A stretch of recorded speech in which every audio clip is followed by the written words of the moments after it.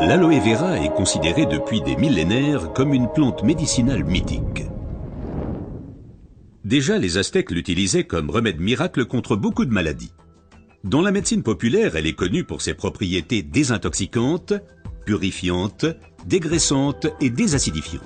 Aujourd'hui, on sait également qu'elle exerce une influence positive à la fois sur le taux de sucre et le taux de graisse dans le sang, par exemple le cholestérol. Mais il faut préciser qu'il existe différentes sortes d'aloe vera. La véritable aloe vera, l'aloe barbadensis, est un lys du désert et est cultivée dans les régions sèches, notamment en Amérique centrale et en Amérique du Sud.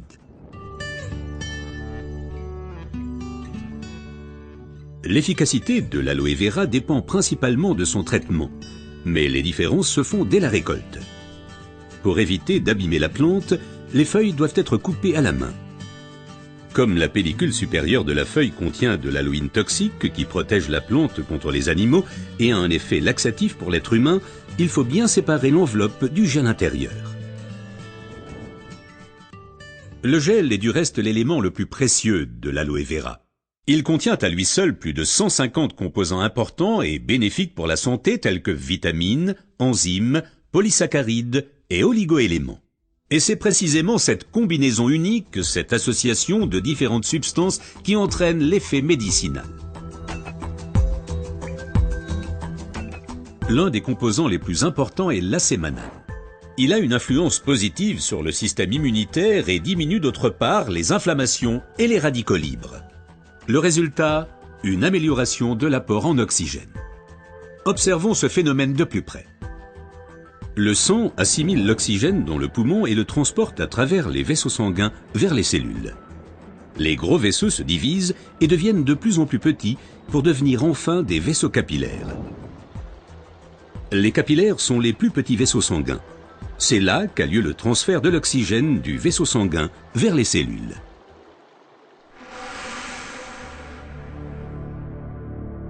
Une alimentation malsaine, la pollution de l'environnement, le stress et des exigences élevées affaiblissent notre système immunitaire.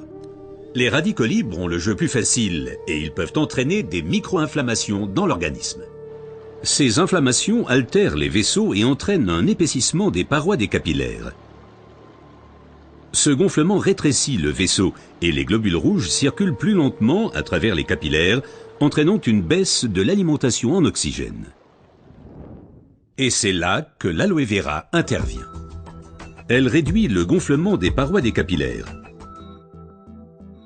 Les globules rouges circulent plus rapidement et l'alimentation en oxygène est améliorée. Les toxines et les impuretés sont évacuées plus rapidement. De récentes études indiquent que d'autres substances naturelles peuvent encore améliorer l'effet de l'aloe vera. Parmi ces substances, il faut citer tout d'abord le silicium, mais aussi l'huile d'onagre et enfin les minéraux basiques. Observons tout d'abord le silicium d'un peu plus près. Le silicium est indispensable à l'organisme. C'est un élément structurant. Nous le connaissons surtout sous forme de sable de quartz que l'on trouve dans la pierre et le béton. Dans l'organisme, le silicium contribue à stabiliser les tissus, mais il renforce également les os, les ongles, les cheveux, les tissus conjonctifs et les parois des capillaires. Avec l'âge, les capillaires menacent de perdre leur fermeté. Ils peuvent littéralement se désagréger, ce qui entraîne une interruption du flux sanguin. Dans le pire des cas, ceci peut entraîner des incidents vasculaires cérébraux et l'infarctus. Le silicium renforce et soutient les parois des capillaires et maintient ainsi le vaisseau sanguin ouvert.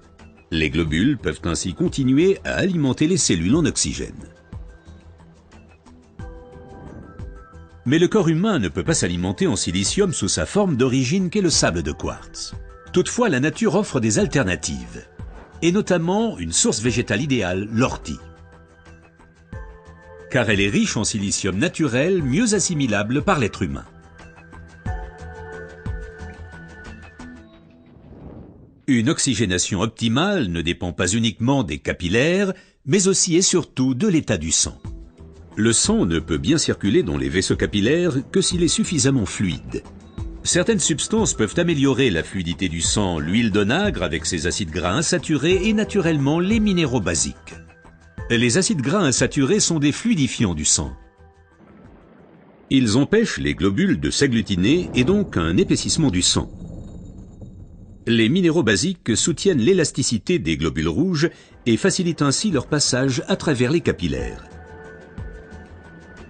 Ces deux éléments améliorent la fluidité du sang et garantissent ainsi son alimentation optimale en oxygène. Permettez-moi de récapituler.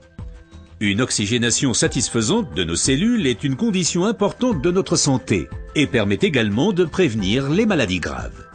L'aloe vera et son effet décongestionnant améliorent l'oxygénation. Le silicium renforce les parois des capillaires et garde le vaisseau sanguin ouvert. Cet effet est renforcé par l'huile d'onagre et aussi par les minéraux basiques. Ce que la médecine populaire savait depuis longtemps est maintenant confirmé par la recherche moderne.